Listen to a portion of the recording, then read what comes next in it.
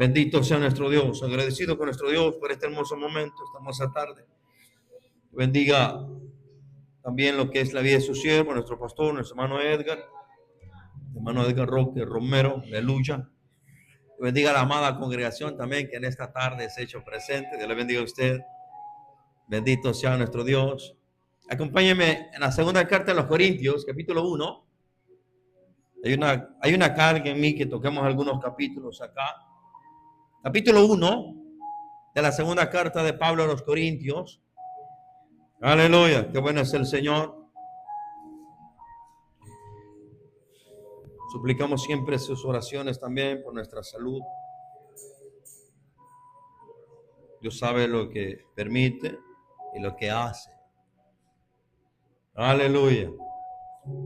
Segunda de Corintios, capítulo 1. Ayúdale a su hermano, a su hermana, por favor.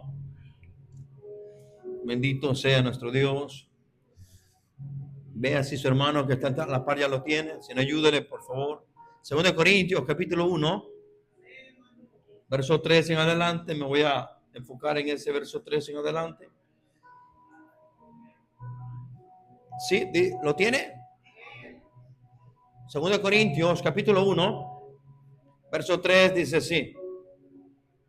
Bendito sea el Dios y Padre de nuestro Señor Jesucristo, Padre de misericordias y Dios de toda consolación, el cual nos consuele en todas nuestras tribulaciones, para que podamos también nosotros consolar a los que están en cualquier tribulación, por medio de la consolación con que nosotros somos consolados por Dios. Porque de la manera que abundan en nosotros las aflicciones de Cristo, así abunda también por él mismo Cristo, nuestra consolación. Pero si somos atribulados, es para vuestra consolación y salvación. O si somos consolados, es para vuestra consolación y salvación, la cual se opera en el sufrir las mismas aflicciones que nosotros también padecemos. Nuestra esperanza respecto de vosotros es firme, pues sabemos que así como sois compañeros en las aflicciones, también lo sois en la consolación. Bendito sea el Dios y Padre de nuestro Señor Jesucristo. Bendito sea el eterno creador de los cielos y la tierra. Bendito sea nuestro Dios, que nos ha dado su bondad y su misericordia. Nos ha dado esa ofrenda tan grande que es el sacrificio de su Hijo, para poder reconciliarnos con Él y poder ahora tener ese acceso delante de su presencia. Padre, en el nombre de Jesús, gracias. Eterno y soberano Dios, gracias. Bendito y maravilloso sea su nombre. En el nombre de Jesús. Amén y amén. Bendito sea nuestro Dios. Gracias. Bendito sea nuestro Dios. Gracias. Bendito sea Dios. Aleluya.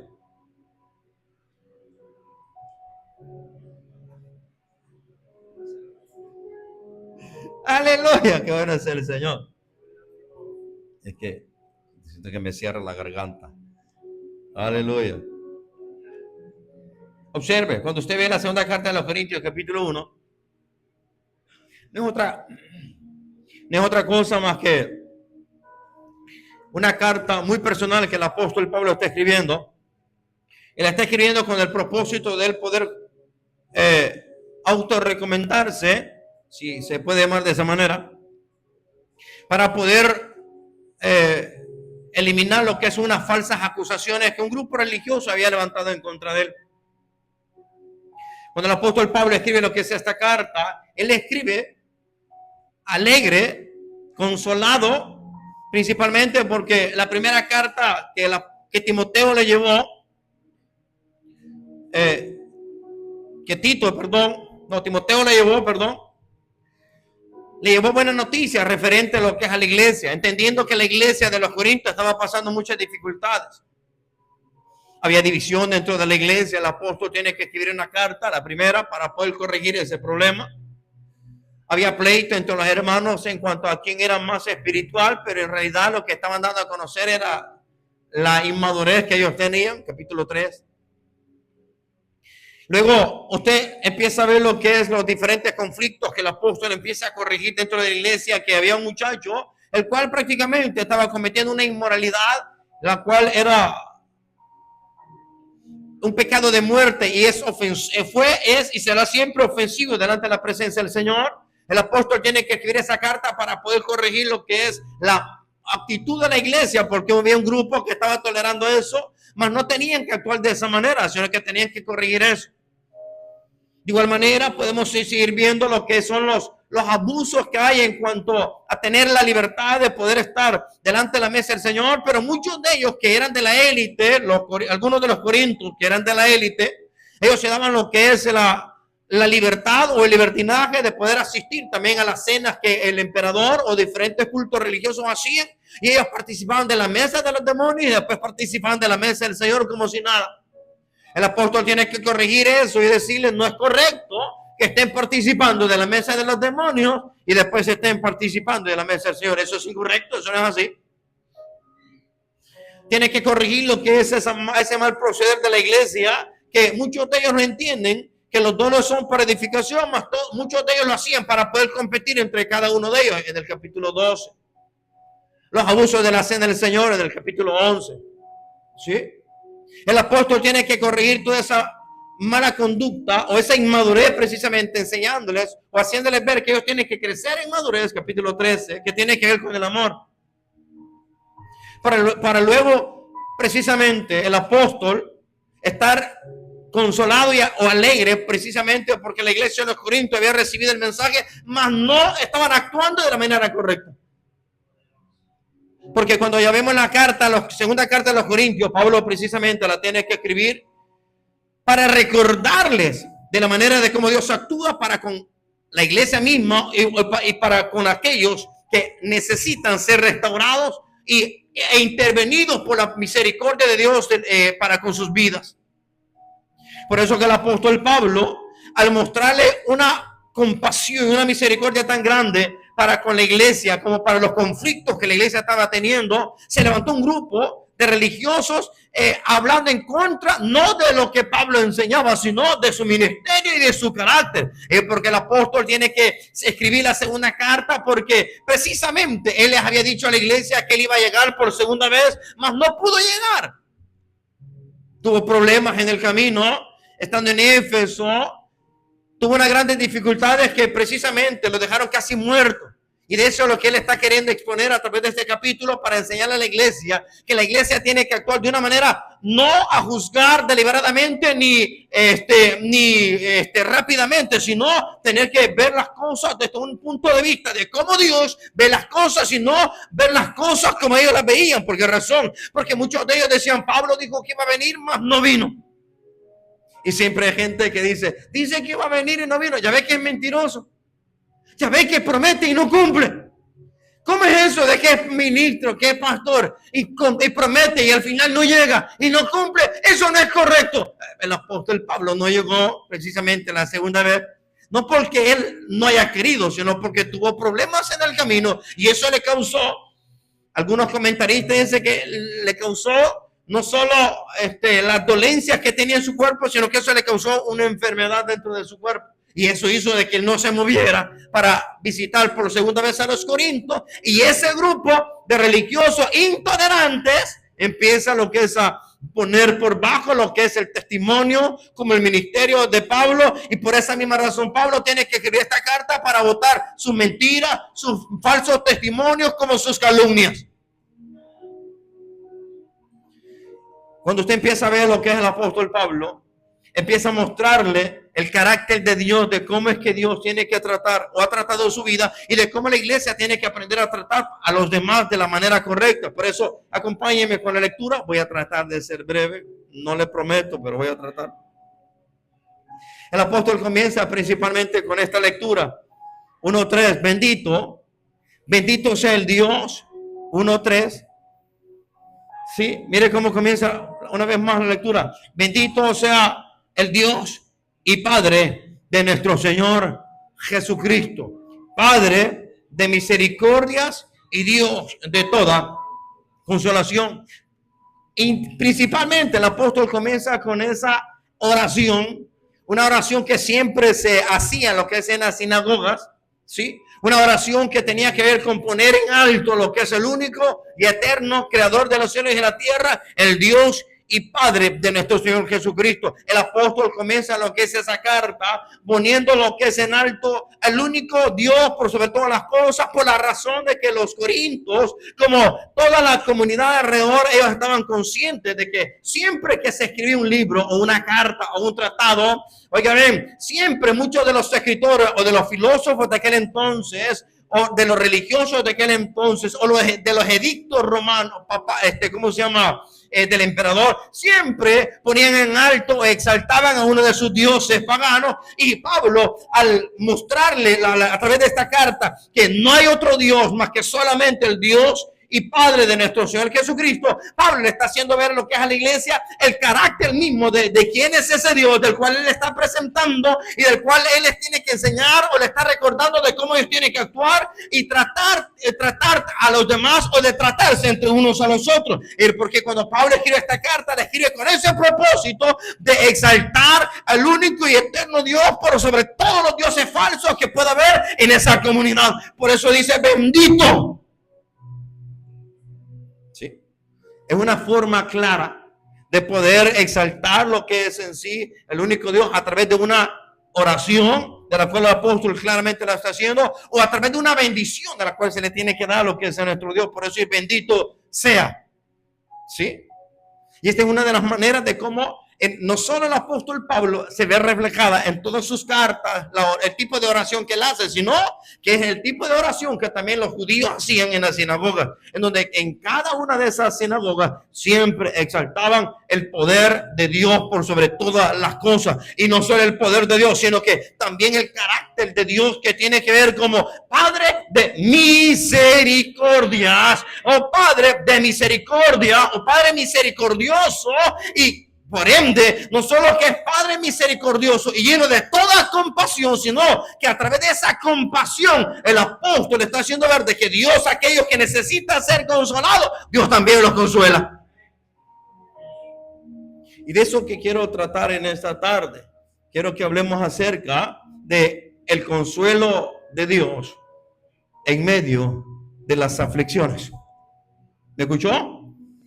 El consuelo de Dios en las aflicciones o en medio de las aflicciones. Pues precisamente el apóstol empieza de esa manera, mostrándole el carácter de nuestro Dios y mostrarle de que no solamente es un Padre misericordioso o Padre de misericordias, sino que también es es un Dios de toda consolación. Y esa consolación o ese consuelo precisamente, se entiende precisamente de cómo Dios va a intervenir en cuanto a la asistencia de él para con su pueblo. Algunos comentaristas dicen de que ese consuelo de Dios tenía que ver para dos áreas bien diferentes. Uno, que tenía que ver precisamente para el consuelo de Dios para con su pueblo en los últimos días antes de la venida del Mesías, como también el consuelo de Dios en medio de las adversidades que pudiesen estar viviendo en el tiempo presente. Porque claramente el apóstol les está haciendo ver cómo Dios interviene en ese consuelo, en medio de esas aflicciones. Y por si fuera poco, cuando usted ve lo que es esa parte del carácter divino, usted va a ver que en todo el Antiguo Testamento, como principalmente en el libro de los Salmos, el consuelo de Dios no se hace esperar en las oraciones de aquellos que son necesitados y piden misericordia para con su Señor en medio de las aflicciones. El Salmo 94, verso 19 dice de esta manera. Salmo 94, verso 19, dice así la escritura. 94 de los Salmos, verso 19, dice: en la multitud de mis pensamientos dentro de mí, tus consolaciones alegraban mi alma. Observe, el salmista entiende que la misericordia de Dios es a través del consuelo que él puede recibir en medio de esas aflicciones. ¿Sí? Y por si fuera poco, en todo el Antiguo Testamento se ve bien marcado lo que es este accionar de parte de Dios para con su pueblo, entendiendo de que su pueblo un tiempo fue extranjero en Egipto y por ende fue consolado por Dios, y ese mismo principio le enseña a su pueblo que tiene que aprender también a consolar a aquellos que, oigan, que son extranjeros y que también necesitan ser consolados en medio o a través de esas aflicciones. Y eso Dios se lo enseña a su pueblo en todo el Antiguo Testamento, pero en el libro de los Salmos se ve algo tan marcado de cómo ¿cómo se llama? El escritor de los Salmos pide ese consuelo para con Dios en medio de sus aflicciones, o ayuda para con Dios en medio de sus problemas o grandes dificultades que pudiese estar viviendo. Acompáñenme al libro de los Salmos, capítulo 9 de los Salmos. Vamos a leer algunos salmos, no todos. Hay muchos de los salmos que hablan acerca del consuelo de Dios, pero vamos a tocar solo algunos. Capítulo 9, verso 9 del libro de los Salmos dice así: Señor, mire, el Señor será refugio del pobre, refugio para el tiempo de angustia, refugio que tiene que ver lo que es con protección y consuelo.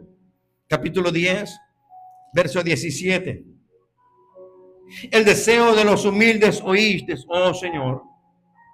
Tú dispones su corazón y haces atento tu oído. 18. Para juzgar al huérfano y al oprimido, a fin de que no vuelvan más a hacer violencia al hombre de la tierra. ¿De qué está hablando? De la asistencia de Dios para con esa persona que necesita ser ayudada en medio de la angustia o en la angustia. Capítulo 18 de los Salmos, verso 28. 18, 28 de los Salmos dice así: Tú encenderás mi lámpara, Señor Dios mío, mi Dios alumbrará mis tinieblas. En forma metafórica, el escritor está haciéndoles ver de que, oiga bien, de que la intervención divina en cuanto a su vida se refiere, lo va a sacar lo que es de esa prueba, la prueba que es símbolo de tinieblas, la prueba que es símbolo de aflicciones. Es Dios en su misericordia que cuando a Él le place atender la oración o los ruegos de aquellos que están, oigan, clamando delante de la presencia del Señor, a Él le place atender al más necesitado y le encanta asistir a la necesidad de aquellos que se humillan delante de su presencia. Capítulo 30 de los Salmos, verso 5. 35 dice así de esta manera: porque un momento será su ira. Hablando de tipo de disciplina, de corrección. Y cuando hay disciplina o corrección, hay aflicción o hay sufrimiento. Mire, porque un momento será su ira, pero su favor dura toda la vida. Por la noche durará el lloro. Mire, por la noche durará el lloro y a la mañana vendrá la alegría. ¿De qué está hablando el escritor? En una forma metafórica está hablando de la prueba o de la aflicción que es símbolo de la noche. Por eso dice, por la noche durará el lloro. Pero es que cuando hay prueba, cuando hay aflicciones, sí, cuando hay dolores o cuando hay dificultades tan grandes, ¿qué es lo que hay o qué es lo que abunda más? Son lloros, súplicas, lamentos, muchas veces hasta quejas. Sí, pero aquí en esta oportunidad el escritor le está haciendo ver de que por la noche durará el lloro. O sea, mientras la prueba esté en su vida, va a haber lloro, va a haber derramamiento de lágrimas. Pero cuando una vez haya pasado la prueba, que es símbolo de la mañana, por eso dice sí, y a la mañana vendrá la alegría. Es que cuando ya se ha pasado la prueba, cuando ya se ha pasado la aflicción, cuando ya se ha pasado lo que es el problema de la dificultad, y en medio de ella haber sido asistido por el consuelo divino para con nuestras vidas, lo único que viene es un gozo y una alegría tan grande dentro del corazón de aquellos que han reconocido la intervención de Dios en su vida y entienden de que la prueba ya pasó de su vida. Aleluya. Claro, eso no quiere decir de que ya no van a haber mil pruebas. Claro que sí. Es que la vida del creyente sí es constantemente pruebas. ¿Pero por qué? ¿A qué se debe? Es porque constantemente esas pruebas tienen que ver precisamente con la formación, la transformación del carácter destruido, desbaratado y deformado que el pecado ha hecho, sí, transformado de acuerdo a un nuevo carácter conforme a la persona de Cristo. Para ellos que son las pruebas y las dificultades. Y para ellos es que la asistencia de Dios se hace presente para con aquellos que claman delante de su presencia. Vamos a ver lo que es el Salmo 34, verso 18. 34, 18 dice así, observe, cercano está el Señor a los quebrantados de corazón, donde hay lloro, donde hay lágrimas delante de la presencia del Señor. Sí, cercano está el Señor a los quebrantados de corazón y salva a los contritos de espíritu. Es que cuando hay un corazón humillado delante de la presencia del Señor, Él se hace presente y asiste a lo que es esa necesidad, y ahí es donde viene el consuelo por medio y a través de la asistencia de su Espíritu Santo para con nuestras vidas. Salmo 56, verso 8 dice así, 56 de los Salmos, verso 8, 56, 8, mis huidas tú has contado, con mis lágrimas en tu redoma, ¿no están ellas en tu libro? Mire el lloro que este escritor había hecho delante de la presencia del Señor. Oiga bien, que había hecho delante de la presencia del Señor por el simple hecho de pedir protección para él poder tener confianza en y a través de la aflicción. ¿Sí? Salmo 119, verso 50. Voy a ir rápido por cuestión del tiempo. 119 de los Salmos, verso 50.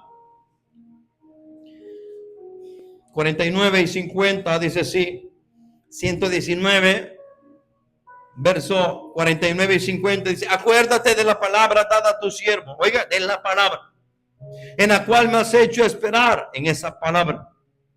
¿Sí?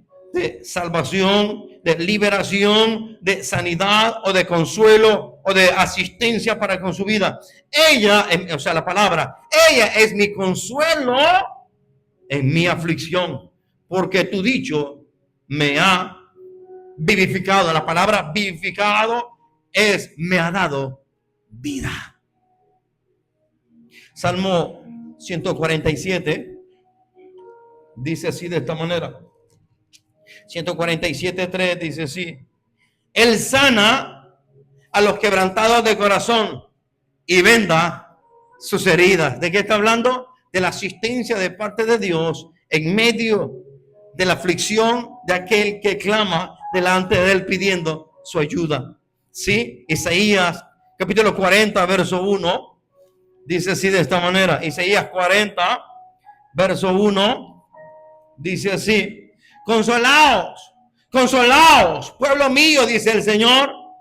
2, hablad al corazón de Jerusalén, decidle a voces que su tiempo es ya cumplido, que su pecado es perdonado, que doble, óigame, que doble ha recibido de la mano del Señor por todos sus pecados. Dicho de otra manera, ya pasó la prueba, ya pasó lo que es la disciplina, ya pasó lo que es ese dolor, ese sufrimiento. Por eso dice, consolaos, pueblo mío, consolaos, tomen fuerza, aleluya. Isaías 49:13.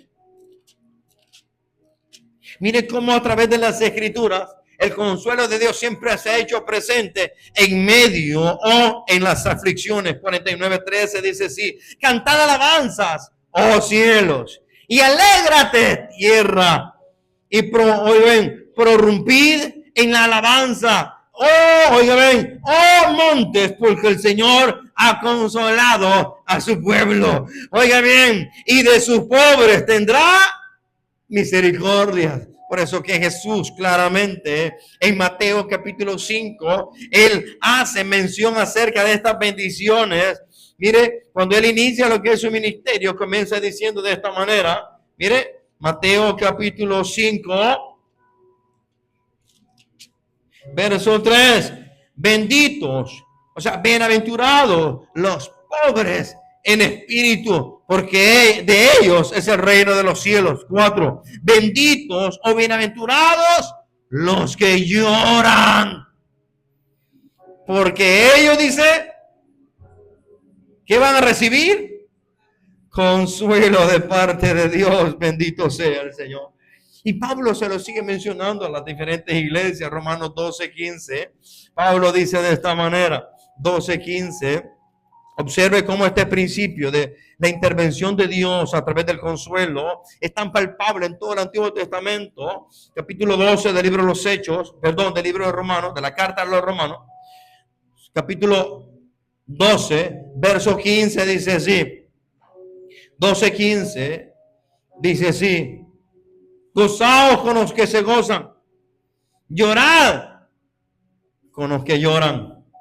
Y primera de Pedro hace mención acerca de ello en el capítulo 5, primera de Pedro 5:7, dice de esta manera, aquellos que están siendo pasados por una prueba tan grande, el apóstol les dice de esta manera, en primera de Pedro, el capítulo 5, verso 7, dice así, versos 6 y 7, humillaos pues bajo la poderosa mano de Dios, para que Él os exalte cuando fuere tiempo, echando toda vuestra ansiedad sobre Él, porque Él tiene cuidado de vosotros. Bendito sea nuestro Dios. Observe cómo a la luz de muchos pasajes del Antiguo Testamento, como muchos otros pasajes en el Nuevo Testamento, usted puede ver cómo este mismo principio del consuelo de Dios se hace presente en medio de la aflicción. ¿Sí? ¿Lo cree usted? Pues Pablo mismo les está haciendo ver eso a los corintios. Volvamos a los Corintios, 2 Corintios capítulo 1, por favor. Pablo les está haciendo ver eso a los Corintios, de quién es ese Dios lleno de misericordias, o ese Dios misericordioso, pero que no solamente es un Dios misericordioso o Dios de misericordia, sino que también es un Dios de toda consolación, y que su consolación o su consuelo no se hace esperar cuando precisamente hay un pueblo que se humilla delante de la presencia del Señor, y es Dios el que lo asiste a esa necesidad para con un propósito muy grande, y ese es el propósito por el cual el apóstol le sigue diciendo a los Corintios 1:4, el cual, oiga, Dios de toda consolación, el cual nos consuela, observe, el cual nos consuela en todas nuestras tribulaciones, para que podamos también nosotros consolar a los que están en cualquier tribulación. Porque por medio de la consolación en que nosotros somos consolados, dice, por Dios. Que es lo que está diciendo el apóstol, de que ese consuelo que está Dios dándole a su vida tiene un propósito muy grande para con ellos. Y ese propósito muy grande para con él o para con ellos es también poder consolar a otros que necesitan también ser consolados. ¿Sí? Por eso que el apóstol le está haciendo ver que ahora en medio de las dificultades, oiga, ven, ese consuelo tiene un propósito en la vida de todos los hijos de Dios, o de todo aquel que ha nacido de nuevo y ha sido consolado por Dios. Verso 6 dice así, verso 5, perdón, porque de la manera que abundan en nosotros las aflicciones de Cristo, así abundan también por el mismo Cristo nuestra consolación. Pero si somos atribulados, es para vuestra consolación y salvación. O si somos consolados, es para vuestra consolación y salvación, la cual dice, se opera en el sufrir las mismas aflicciones que nosotros también padecemos. Y nuestra esperanza respecto de vosotros es firme. Pues sabemos que así como sois compañeros de las aflicciones, también lo sois en la consolación. ¿Qué está diciendo el apóstol? Está haciendo ver a la iglesia de que ese consuelo de Dios tiene un propósito muy grande en la vida de aquellos que están siendo afligidos, en la vida de aquellos que están siendo atribulados, en la vida de aquellos que están pasando aflicciones. Oiga, de que en medio de esas aflicciones son consolados. ¿Pero para qué son consolados? ¿Para qué la necesidad de ser consolado? El apóstol Pablo mismo lo dice, para que aquellos que han sido consolados puedan también consolar a otros en medio de las aflicciones. ¿Sí? Desde el Antiguo Testamento, como lo dije, se vienen hablando de las aflicciones del Mesías, de las aflicciones de Cristo, y de estas aflicciones van a tener un efecto tan grande lo que es en la vida de su pueblo antes de la venida del Señor. Y por eso el apóstol, aún a través de sus cartas, hace mención acerca de esas aflicciones. Pablo, les está haciendo ver a la iglesia de que las aflicciones son parte de la vida diaria de un creyente, o son parte de todo el caminar de un creyente. El evangelio que la Biblia nos enseña es un evangelio lleno de sufrimiento. Es un evangelio no no lo que es el gusto del cliente. Es un evangelio que hay problemas, hay dificultades, hay enfermedades, hay oposiciones, hay de todo. Pero aún en medio de todo eso, Dios se hace presente en el consuelo y la fortaleza para con su pueblo.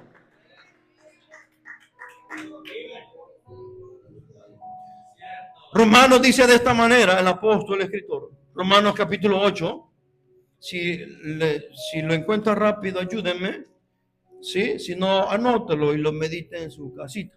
Romanos 8, 17 dice así: y si hijos, también herederos, herederos de Dios y coherederos con Cristo. Miren nuestra posición ahora en Cristo, la honra que hemos recibido, pero hay una condición. ¿Y cuál es esa condición?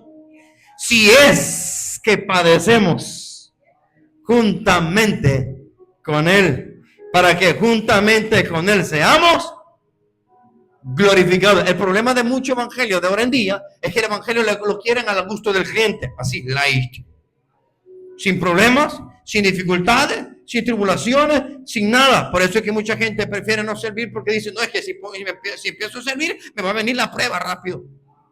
Le tengo noticia, que aunque no se meta, la prueba le va a llegar. Hay mucha gente que tiene esa manera de pensar tan errada. No, es que si me meto, me va a venir la prueba tan rápido, y no sabe que está en prueba, pues. Y que le va a venir otra peor, ¿sí? Si no entiende o atiende lo que es al llamamiento de servirle al Señor. Verso 22, 8:22.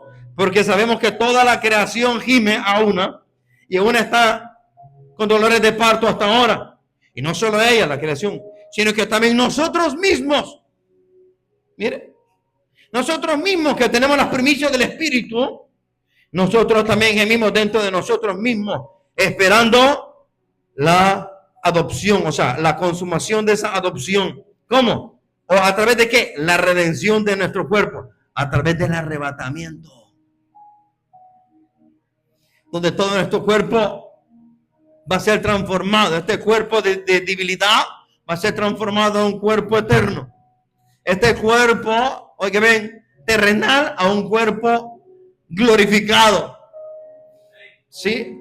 Pablo lo dice en 1 Corintios 15, pero volviendo al punto, Pablo está enseñándole a la iglesia de que todos aquellos que, oiga, ven, son pueblo de Dios, no solo como pueblo de Israel esperando la venida del Mesías, sino que también la iglesia como tal iba a sufrir diferentes tipos de aflicciones o tribulaciones en su vida, en todo el caminar diario del evangelio. Sí, por eso que Pablo está enseñando de que esas aflicciones que los profetas vienen hablando para con el pueblo de Israel o para con el pueblo de Dios, oiga bien, no solo era para ellos, sino que también es para aquellos fieles seguidores del Mesías prometido, que es Cristo nuestro Señor, que también para ellos iban a venir o se iban a presentar o iban a llegar principalmente las pruebas o los sufrimientos por el simple hecho de llevar la cruz. ¿Se acuerdan de Jacob? Jacob nunca pensó ir a Egipto, pero puso una prueba tan grande en todo el mundo de aquel entonces que llegó una gran hambruna en todo el mundo y llegó hasta Jacob, ya viejo, ya avanzado en años, y solo había un lugar donde había comida: Egipto.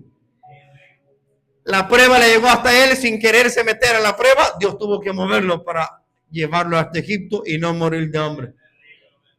Y el dolor y el sufrimiento que tantos años él había sufrido por la muerte de su hijo, cuando llegó a Egipto, consuelo recibió de parte de su Señor. Aleluya.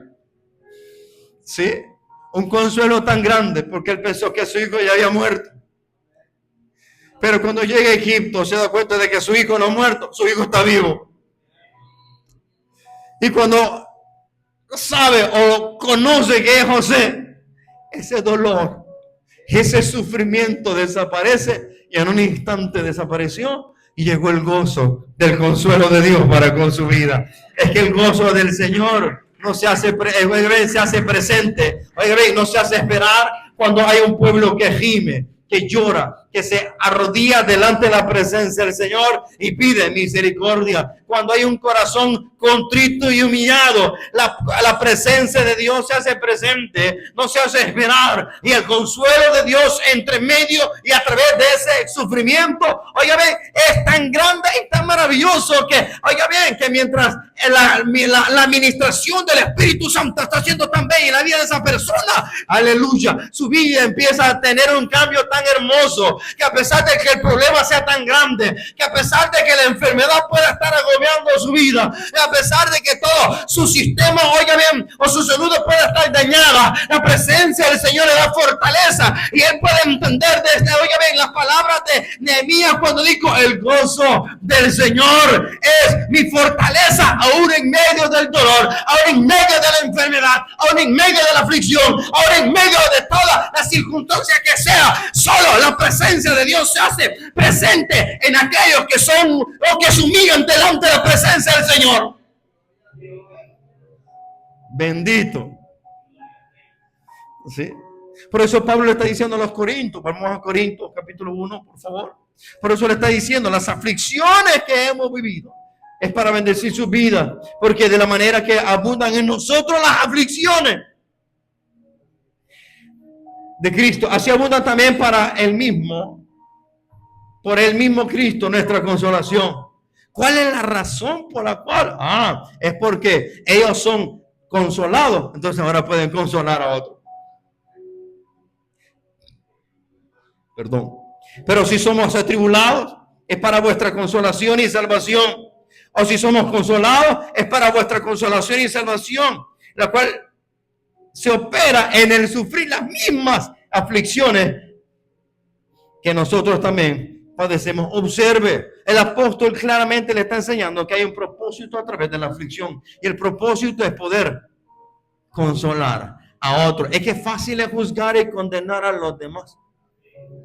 Sí, ya ves que el apóstol dijo que iba a venir y no vino. No, cuelguen en ese malvado porque es un gran mentiroso. Sí, a todos. Ya ves que no vino el hermano otra vez. Ya ves que no vino. Colguémonos porque no se merece. No se, como el jugo de pan, ¿se acuerda? No se lo merece. Pero es que usted y yo no sabemos las aflicciones, los problemas o las dificultades o las situaciones que pudiesen haberse intervenido en el camino. Sí, por ende no pudo asistir, o por ende no pudo llegar a lo que es al templo, o por ende no se pudo congregar toda la semana. No sabemos cuáles son los problemas, no sabemos cuáles son las aflicciones, pero fácil es condenarlo.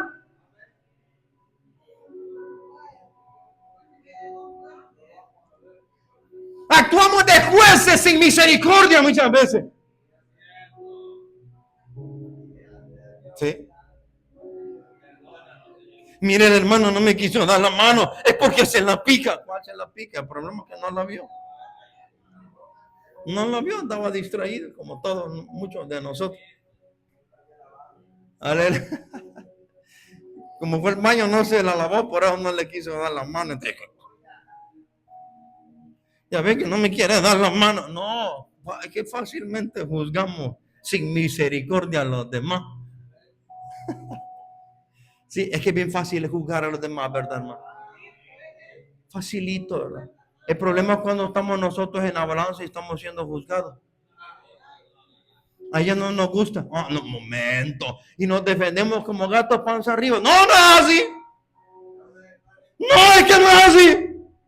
Como gatos panza arriba nos defendemos. No es así. Y queremos hasta justificar muchas veces la mentira, el error y el engaño. Pero no se acuerda que cuando el hermano o la hermana no pudo asistir o no pudo hacer tal cosa por alguna dificultad, bien bonito lo pusimos en la balanza y lo juzgamos. ¿Qué es lo que le está enseñando el apóstol Pablo a la iglesia? Que sean empáticos, que se pongan en los zapatos del otro, que los problemas, las aflicciones o las dificultades del otro, por alguna razón es que, oiga bien, él no pudo asistir y por ende le está pidiendo que sean comprensivos. ¿Sí? En medio de las aflicciones es donde el apóstol está diciendo, hey, las aflicciones son para consolar a otros, tengamos eso en mente. ¿Sí? ¿Por qué razón? Porque algunos de los filósofos griegos enseñaban, oye, ven, que uno debía de ignorar el dolor y por ende un montón de locuras que dice, que no tengo dolor, pero tiene el gran dolor, no tengo dolor, sí, pero está sufriendo el problema, no tengo dolor, no, pero tiene bien hinchado lo que, no tengo dolor, y empieza la locura esa de la confesión positiva. Y de ahí es que se ha tomado la mala traducción que dice, es que todo lo que usted confiesa le será dado. No, yo he confesado 2 millones de dólares y no me ha venido todavía. 2 millones de dólares quiero. ¿Dónde? No los veo todavía. Sí, porque malinterpretamos que es que todo lo que confesamos con la boca será hecho. Señor, 2 millones quiero, le digo, 2 millones quiero, necesito poner eso. Hasta lo declaramos, utilizamos un lenguaje que no es de nosotros. Declarar del bolsillo de esto.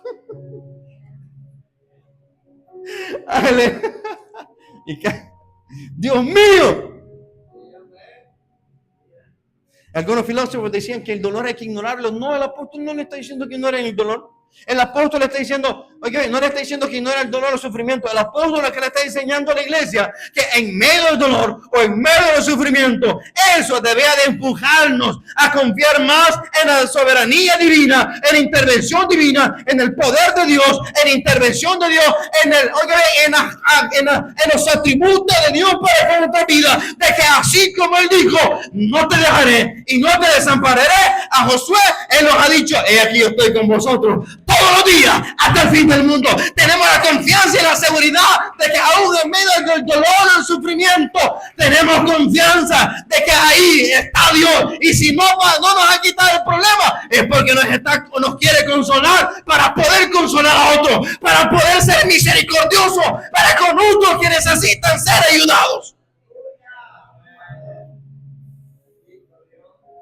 Es que mientras no estamos en el zapato de los demás, fácil es juzgar y condenar a todo el mundo.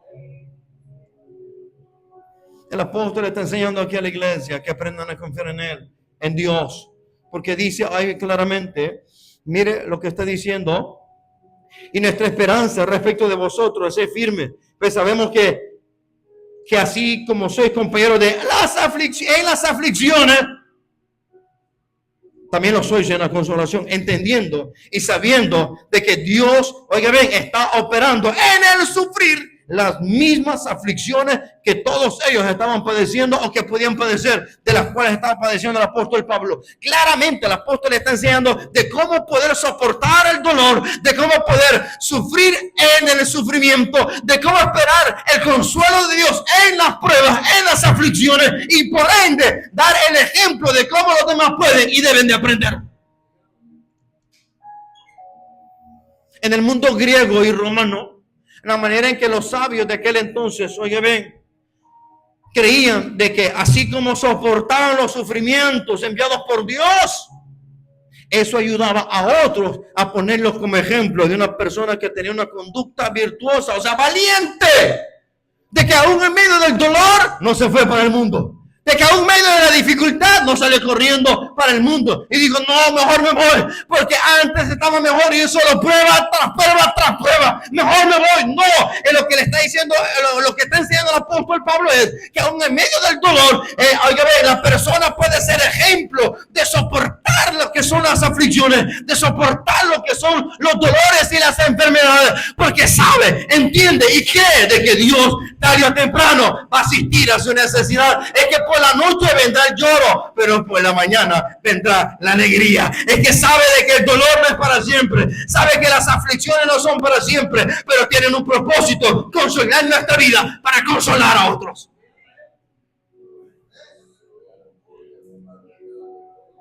Y por si fuera poco, el apóstol le está enseñando a la iglesia precisamente todas o muchas de las aflicciones que él pudo haber vivido. Aquí mismo, 2 Corintios 4, verso 5 en adelante. Mire cómo el apóstol utiliza este lenguaje para hacerle ver la intervención de Dios a través de la prueba y de cómo Dios interviene sacando de la prueba. Dice sí, sacándolo de la prueba. Dice sí, 4:5 de 2 Corintios, porque no nos predicamos a nosotros mismos, sino a Jesucristo como Señor y nosotros como vuestros siervos por amor de Dios. ¿Qué está diciendo Pablo? Que nosotros solo somos mensajeros de aquel que es nuestro dueño. Nosotros solo somos esclavos y no tenemos ni voz, ni voto, ni derechos. Él es el que tiene el derecho para con nuestras vidas. Por eso no podemos renegar, ni cuestionar, ni reclamar, pero es lo que más hacemos.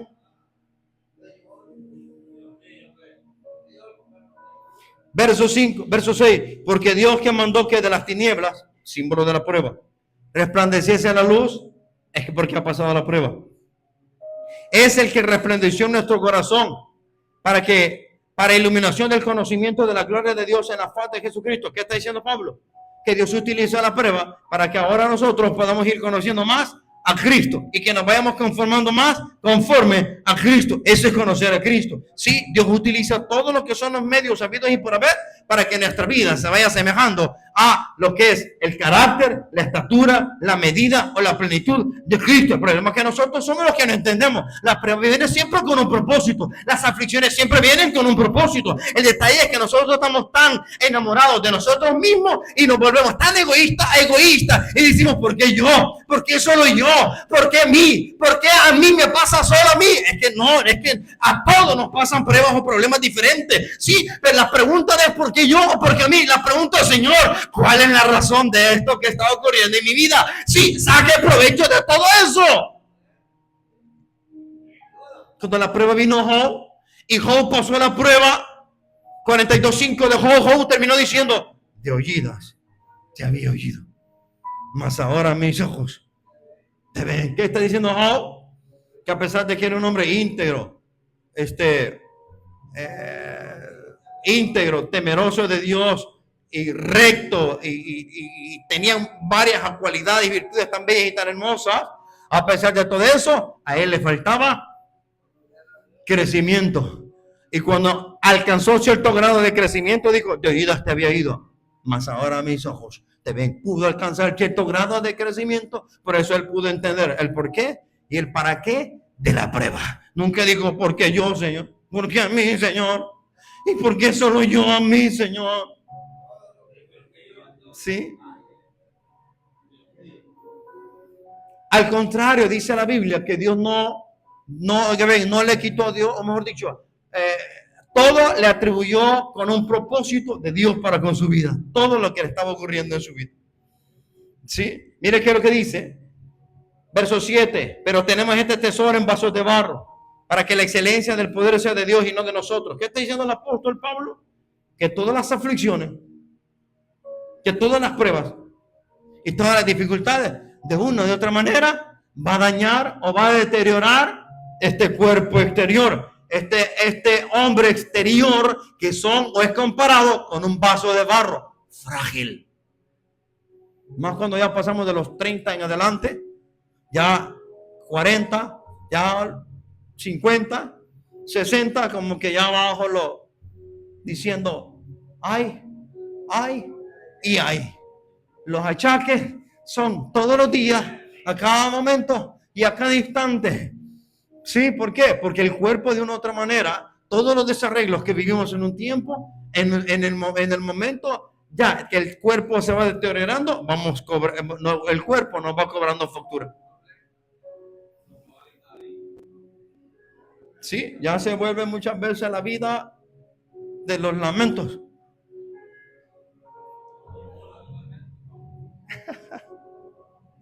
Mire, por eso dice que en vasos de barro, entendamos que la excelencia de Dios o el poder de Dios ha sido derramado en nosotros. Sí, para que, oiga, ven, en nosotros que somos personas o seres humanos frágiles como el barro.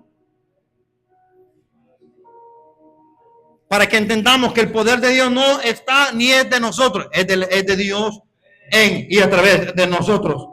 Para Él sea la gloria. Que estamos atribulados en todo, mas no angustiados. En apuros, mas no desesperados. Perseguidos, mas no desamparados. Derribados, pero no destruidos. Llevando en el cuerpo siempre, por todas partes, la muerte de Jesús, para que también la vida de Jesús se manifieste en nuestros cuerpos, porque nosotros que vivimos siempre estamos entregados a muerte por causa de Jesús, para que también la vida de Jesús se manifieste en nuestra carne mortal, de manera que la muerte actúe en nosotros y en vosotros la vida. ¿Qué está diciendo Pablo? Que las dificultades que llegan a nosotros nos consuelan y nos fortalecen, eso nos permite ahora poder administrar vida, consuelo y ayuda a los demás a través del poder de la palabra, del evangelio que se les transmite. ¿Sí? ¿Qué es lo que le está enseñando Pablo a los Corintios? Que el evangelio no es fácil. Nosotros lo volvemos fácil, lo volvemos a nuestra forma, a nuestra manera, a nuestro gusto, como yo quiero, como me imagino, como yo pienso y como yo digo. A mí el pastor no me tiene que decir nada, yo hago como yo quiero y punto. Ese no es el evangelio de la Biblia ni de Jesucristo. Ese es el evangelio según San yo, el que hemos inventado. Pablo le está enseñando a la iglesia, oiga bien, de que los sufrimientos, las aflicciones, todo eso es, oiga bien, para poder consolar a otros, porque aprendimos o aprenden o se aprende a ser consolado por la presencia de Dios en sus vidas. Por esa misma razón, entendiendo de que las aflicciones o el consuelo de Dios en medio de las aflicciones tiene un propósito, Pablo, ahora alegre, oiga bien, y motivado por las oraciones de los hermanos, le sigue dando ánimo para que sigan orando por él. Verso 8. Porque hermanos, no queremos que ignoréis acerca de nuestra tribulación que nos sobrevino en Asia. Miren, Dios mío. ¿Sí? Sino que al contrario dice, mire, pues fuimos abrumados sobremanera más allá de nuestra fuerza, de tal modo que aún perdimos la esperanza de conservar la vida, pero tuvimos en nosotros mismos sentencia de muerte, para que no confiásemos en nosotros mismos, sino en Dios que resucita a los muertos, el cual nos libró y nos libra, y en quien esperamos que aún nos librará de la gran muerte, cooperando también, oiga bien, vosotros a favor nuestro con, ¿qué dice? Con la oración, para que por muchas personas sean dadas gracias a favor nuestro por el don concedido a nosotros por medio de muchos. ¿Qué le está diciendo Pablo? Primero le está diciendo, pedimos toda esperanza para que entendiésemos que no podemos confiar en nosotros mismos, sino en Dios que puede resucitar nuestras vidas. Claramente el apóstol le está haciendo ver a los hermanos, oigan bien, que él como tal aprendió o ha aprendido a confiar en Dios, pero porque Dios también ha, oigan bien, intervenido en cuanto a responder las oraciones de los santos. Y eso es lo que le motiva al apóstol como tal, de que las oraciones de los santos han sido escuchadas, oigan bien, y una de esas oraciones que ha sido escuchada de los santos y por voluntad divina es que él ha sido librado de la muerte, para que él aprenda a tener confianza en Dios, y eso le motiva a él a seguir motivando a los hermanos para que sigan orando por él, para que a través del don, oigan bien, de que Dios le ha permitido a él de ser librado o de ser confortado o ser consolado, él también pueda, oigan bien, consolar a otros y los otros puedan dar acciones de gracias a Dios por medio de las aflicciones del apóstol Pablo, porque así como él ha sido consolado, puede consolar a otros. De esa misma manera, cuando aprendemos a ser consolados, podemos consolar a otros. Oiga bien, en medio de la aflicción, aunque Dios no nos quite eso, podemos decirle que otros sean, oiga bien, agradecidos y puedan atender el mensaje de Dios, y entonces, en medio de la aflicción, ser consolados, y eso pueda servir para consuelo de muchos otros, y muchos otros puedan dar acciones de gracias por intervención divina en sus vidas. Eso es lo que le está diciendo el apóstol Pablo a la iglesia, para que la iglesia siga orando por él y por ende la iglesia siga orando por la intervención de Dios en su vida. ¿Por qué Pablo está confiado en eso y no les pide que le quite el problema, sino les pide que sigan orando por él, para él ser de bendición para muchos o para otros en medio de las aflicciones? ¿Por qué? Porque solo cuando, oiga bien, estamos en medio de la aflicción o en aflicciones, el consuelo de Dios se hace presente en la vida de aquellos que tienen un corazón contrito y humillado delante de la presencia del Señor. Padre, te damos gracias por todas sus bondades y por todas sus maravillas. Señor, rogamos que usted pueda consolar la vida de su iglesia, la vida de su pueblo, para poder consolar a otros que necesitan ser consolados en medio de esas aflicciones. Solos no podemos, pero creemos en esa preciosa, maravillosa y hermosa intervención de su Espíritu Santo en nuestras vidas. Precioso y eterno Dios, en el nombre de Jesús se lo pedimos, por amor a su nombre. Bendiga a su pueblo, bendiga a su iglesia. Precioso y eterno Dios, en el nombre de Jesús, reciba consuelo usted en esta noche, en medio de su aflicción. En el nombre de Jesús. Amén y amén. Dios les bendiga a todos. Gracias al Señor. Hemos escuchado la palabra de Dios y solo nos resta darle gracias por lo bueno que ha sido.